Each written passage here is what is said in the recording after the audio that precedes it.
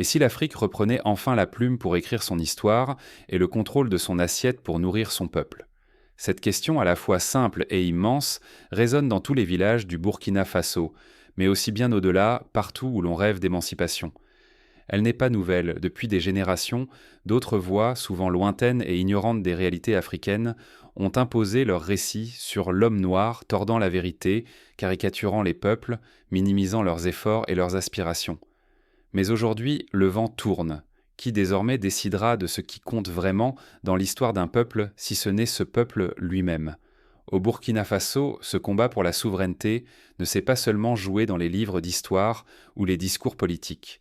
Il s'est incarné dans la terre, dans la boue de la saison des pluies, dans la poussière des champs asséchés. C'est ici, au cœur de la nation des cultivateurs, que la dépossession était la plus flagrante. Des millions de femmes et d'hommes se levaient avant l'aube, travaillaient jusqu'au crépuscule, mais voyant leur assiette rester vide. Année après année, malgré la sueur et la fatigue, le pays importait des centaines de milliers de tonnes de riz, de blé, de maïs. Comme si l'effort quotidien des Burkinabés ne valait jamais assez, comme si la terre refusait de rendre ce qu'on lui demandait, alors même que ceux qui la travaillaient n'avaient jamais été écoutés. Prenons un exemple concret. En 2020, selon la FAO, le Burkina Faso a importé près de 200 000 tonnes de riz, alors que plus de 70% de la population vivait de l'agriculture.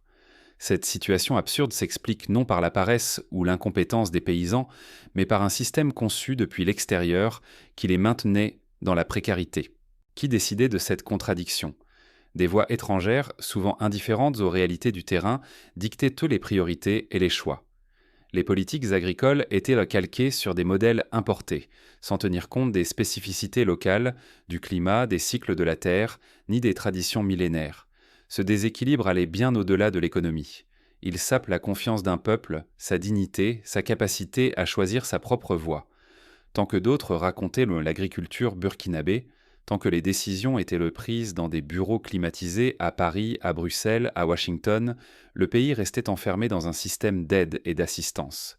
Cela génère une dépendance insidieuse où l'on attend la pluie comme on attend la prochaine tranche d'aide internationale. Mais les enjeux sont plus cruciaux encore. Si le Burkina Faso ne reprend pas la parole et la maîtrise de son agriculture, il risque de perdre non seulement son indépendance, mais aussi sa richesse et sa dignité. C'est la différence entre survivre sous perfusion étrangère ou choisir son destin. Cette lutte n'est pas abstraite.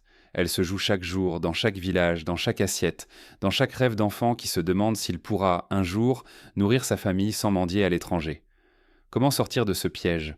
Comment un peuple peut-il inverser le récit, en commençant par écouter ceux qui travaillent la terre et en misant sur ses propres ressources? Pour comprendre ce renversement, il faut revenir à l'origine de la dépendance agricole du Burkina Faso. Comment ce système s'est-il mis en place et quels en ont été les effets concrets sur la vie des ruraux avant même que la lumière ne caresse les villages? Le Burkina Faso agricole s'anime déjà. Partout, familles entières quittent la poussière des concessions pour rejoindre les champs.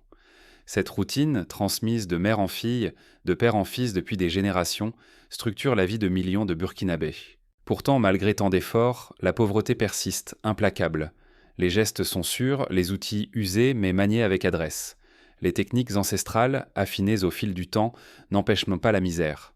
Le manque d'équipements modernes, l'impossibilité d'obtenir un crédit, la vulnérabilité des greniers, chaque année la récolte se heurte aux mêmes obstacles et les espoirs s'effritent. Prenons l'exemple de la famille Sawadogo, dans la région du plateau central. Depuis 3 générations, ils cultivent le mil, le sorgho, un peu de maïs. Malgré leur savoir-faire, le rendement reste faible. 2 sacs de 100 kg de mil pour une saison entière, à peine suffisant pour nourrir la famille jusqu'à la prochaine pluie. Pourquoi? Parce que le sol s'épuise, parce qu'il n'y a pas de tracteur, parce que la pluie est de plus en plus imprévisible. Un crédit aurait permis d'acheter une motopompe ou des semences améliorées, mais aucun banquier n'ose prêter à des paysans sans garantie. Ce n'est pas l'intelligence paysanne qui fait défaut, mais le soutien. Les décisions importantes tombent de Ouagadougou, loin des réalités du terrain. Les discours promettent de l'aide, des investissements, une transformation, mais après chaque annonce, l'attente se prolonge, la déception s'installe. Dans les campagnes, la frustration monte, muette, creusant le fossé avec les villes. Pourtant, de ces femmes et de ces hommes dépend l'avenir du pays. Sans un changement radical, la jeunesse fuit vers les villes ou l'étranger, abandonnant des terres riches et des savoirs précieux. L'exode rural s'accélère, la dépendance alimentaire s'aggrave, la dignité du monde paysan se délite. Ce cercle vicieux n'est pas propre au Burkina Faso. On l'a vu au Sénégal, au Mali, au Niger, partout où l'agriculture a été négligée au profit de solutions importées et de promesses non tenues. C'est dans ce contexte qu'Ibrahim Traoré entre en scène. Contrairement à ceux qui l'ont précédé, il commence par écouter, vraiment. Il marche dans la poussière, s'assied sous les arbres, recueille les colères, les rêves, les solutions. Pas de grands discours, mais une présence authentique, attentive. Il s'inspire des expériences d'autres pays. Au Vietnam, dans les années 70, la réforme agraire a commencé par une vaste consultation des paysans. Les résultats furent des spectaculaires. En une décennie, le pays est passé de la famine à l'exportation de riz. Cette leçon, Traoré l'a fait sienne. Il croit au dialogue, à la co-construction, à l'écoute des premiers concernés. Mais écouter ne suffit pas. Pendant des décennies, les paysans n'ont récolté que des promesses vaines. Désormais, l'enjeu est vital. Si la politique ne s'enracine pas dans la terre, elle ne produira que des mirages. Ici, chaque saison perdue élargit la fracture entre les mots officiels et la réalité paysanne. La patience s'use, la confiance s'effrite. Pour Ibrahim Traoré, l'heure n'est plus aux illusions. Il faut agir, et vite. Peut-il vraiment inverser la tendance et rendre aux campagnes leur place centrale ? Pendant des décennies, les solutions venaient d'en haut. Mais que se passe-t-il quand, enfin, le paysan prend la place centrale ? L'histoire regorge d'exemples où la réussite agricole a transformé une nation. Rappelez-vous le miracle vert en Inde ou la réforme agraire en Chine sous Deng Xiaoping. Dans chaque cas, la clé fut l'implication directe des cultivateurs, la prise en compte de leurs besoins, l'adaptation des techniques aux réalités locales. Au Burkina Faso, l'agriculture a longtemps été dirigée par des experts éloignés, définissant les politiques depuis des bureaux climatisés, rarement au contact des champs.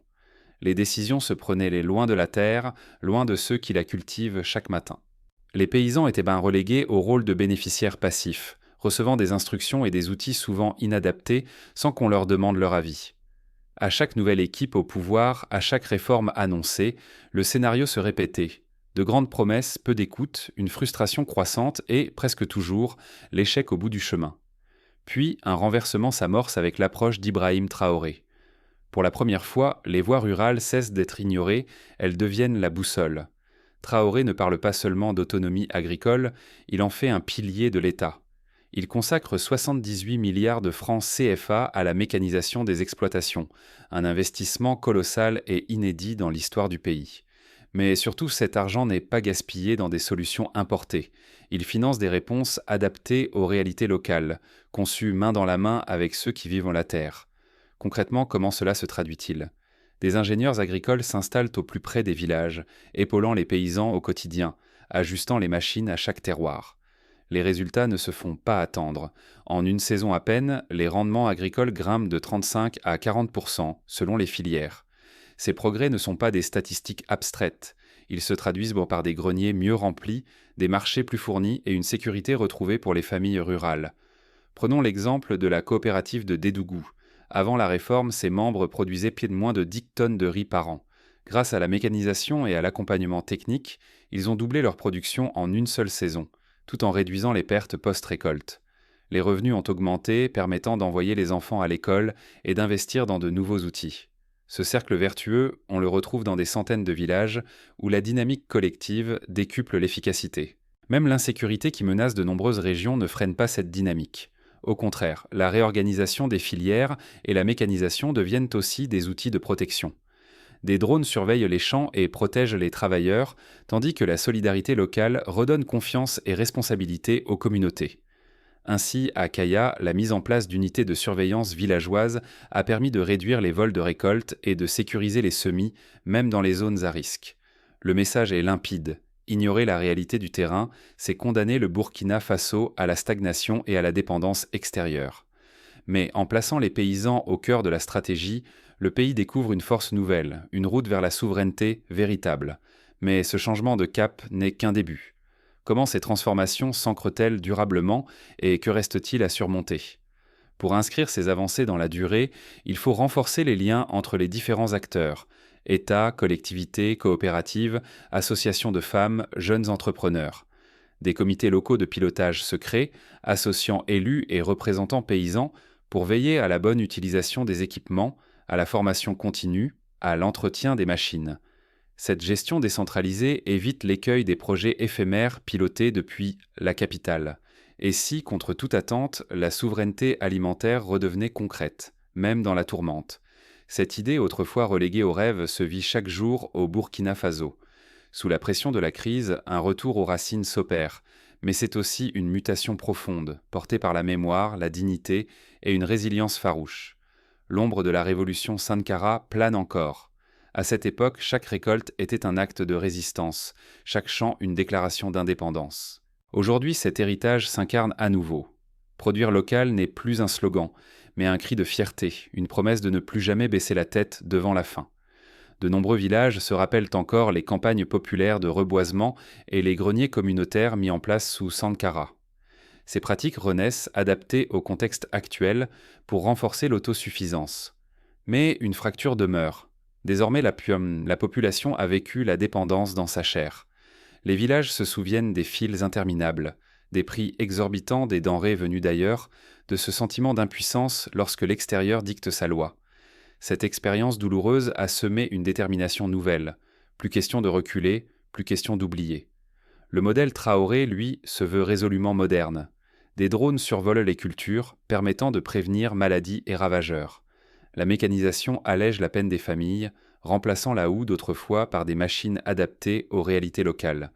À la sortie des champs, de nouvelles usines communautaires transforment riz, sorgho et maïs, réduisant les pertes et renforçant la qualité. Dans les villages, la transformation saute aux yeux.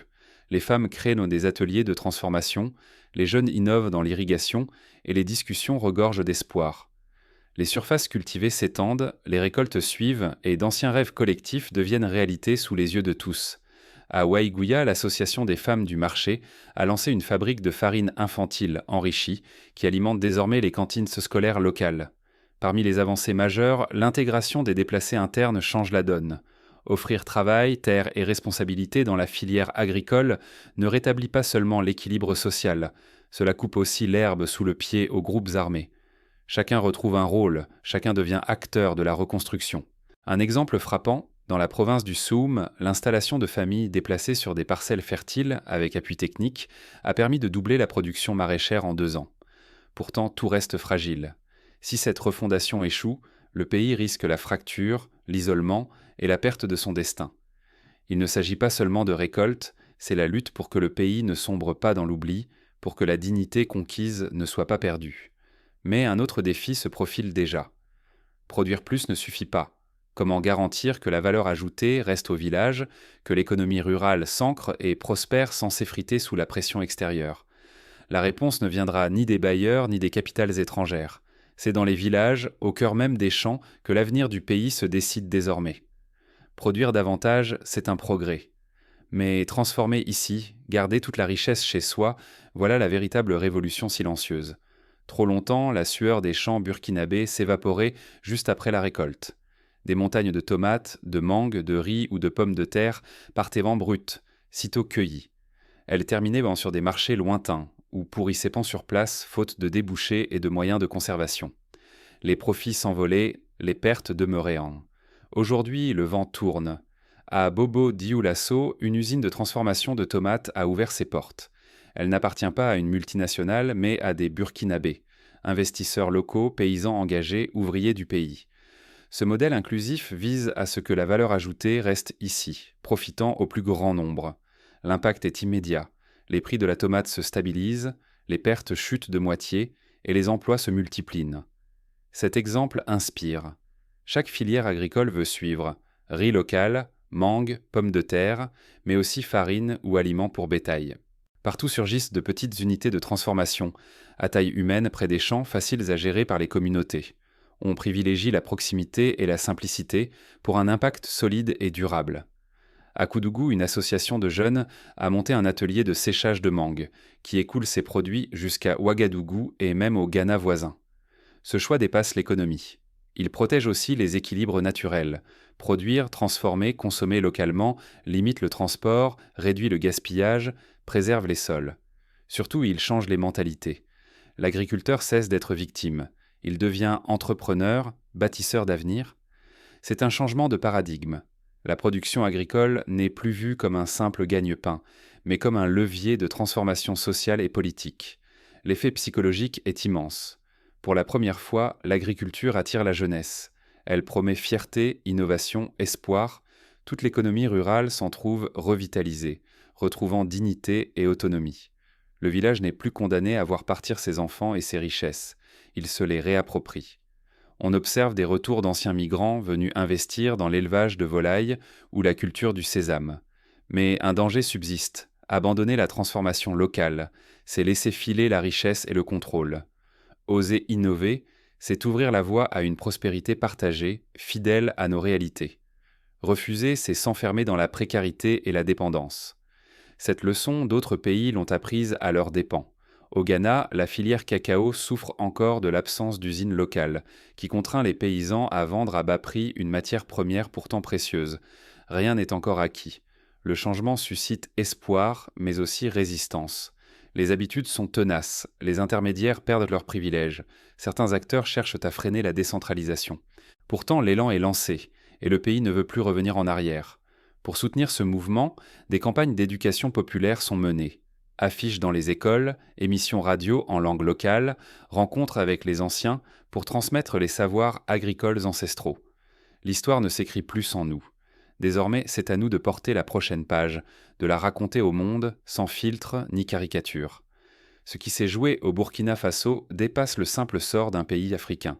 C'est la preuve concrète qu'un peuple peut rompre le cycle de dépendance à condition d'écouter les voix qui comptent vraiment, celles des cultivateurs, des femmes, des villages oubliés.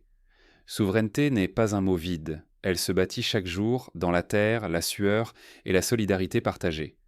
Sous la conduite d'Ibrahim Traoré, le Burkina Faso a décidé de tourner le dos à des décennies de promesses déçues et de solutions importées. Ici, le changement n'a pas surgi d'une idéologie grandiose. Il est né d'un retour aux fondamentaux. Écouter ceux qu'on ignorait, investir massivement dans des outils adaptés et relocaliser la transformation alimentaire, même au cœur de l'insécurité. Ce chemin n'a rien eu d'aisé. Il a fallu briser les habitudes, affronter le doute, résister à la tentation du repli. Mais tant que l'on raconte l'Afrique depuis l'extérieur, tant qu'on refuse d'écouter les voix du quotidien, on condamne des millions de personnes à rester spectatrices de leur propre histoire. Pour vous, l'enjeu est immense. Si nous ignorons les leçons de cette transformation, nous risquons de manquer l'occasion de changer l'Afrique et de repenser notre propre rapport à la souveraineté, à la justice, à la dignité. Refuser d'apprendre, c'est demeurer prisonnier des préjugés et de l'impuissance. Un seul exemple peut ouvrir la voie. Ce qui a été entrepris ici peut inspirer d'autres. Transformer la pauvreté rurale en prospérité, restaurer la dignité paysanne, prouver qu'un peuple uni peut changer son destin. Cela demande du courage, de la persévérance et l'intime certitude que nul ne racontera notre histoire à notre place. À vous qui écoutez et regardez, ne laissez pas cette expérience s'arrêter là. Parlez-en autour de vous, interrogez les récits dominants, tendez l'oreille à celles et ceux qu'on oublie trop souvent. La souveraineté commence par un geste simple, refuser le silence, porter la voix des invisibles. L'histoire ne s'écrira plus sans nous. Rejoignez le mouvement et invitez d'autres à se lever pour cette quête de transformation. D'ailleurs, chaque action compte. Participez aux forums locaux, soutenez une coopérative, partagez les témoignages des femmes et des jeunes qui innovent dans leur village. Même à petite échelle, chaque changement crée une onde, chaque succès éclaire la route. On se souviendra dans 20 ans de celles et ceux qui auront osé croire que le destin du Burkina Faso et de l'Afrique entière